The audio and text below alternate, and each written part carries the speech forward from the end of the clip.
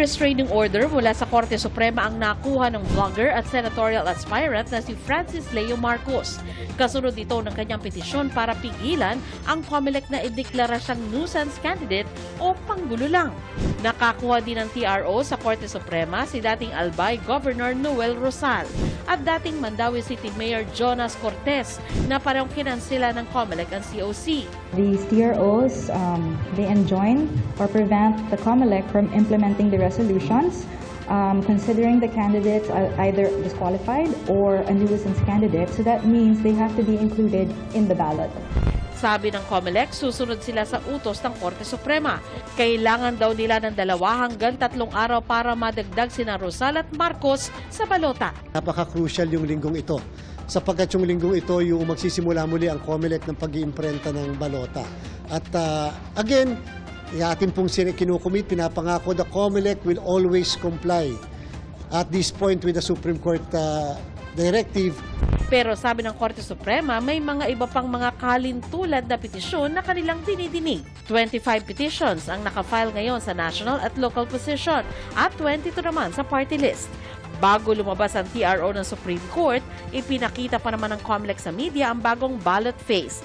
Nakasama na ang isang senatorial aspirant at 8 local aspirant na nauna nang idinagdag sa balota matapos sila makakuha ng TRO mula sa Supreme Court. Sa listahan ng senatorial aspirant, naalis na si Chavit Singso na nag-withdraw sa pagtakbo.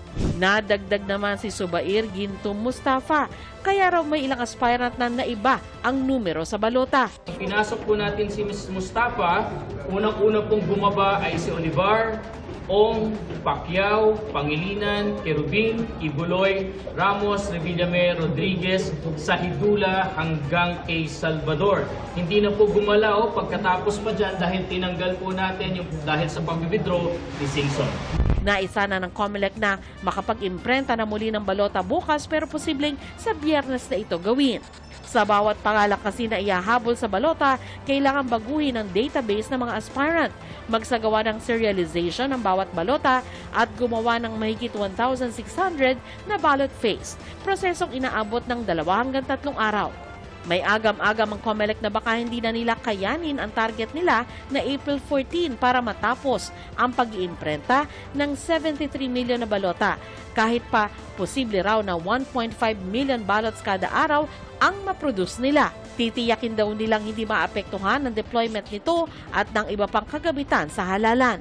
Wala pong epek sa araw ng halalan. Basta dapat mga 2 linggo bago mag-eleksyon na distribute na ng COMELEC ang lahat ng election paraphernalia sa atin pong sa buong Pilipinas. Bakit? Kasi meron po tayong final testing and sealing 1 linggo bago mag-eleksyon.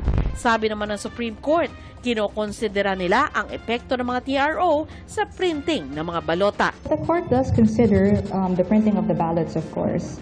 But then it did remind the COMELEC in the case of Marquez, the case decided earlier that the COMELEC should also be aware that in disqualifying candidates, there is a big chance that these candidates are going to be bringing the issue before the Supreme Court and that the Supreme Court would need time to actually resolve their cases.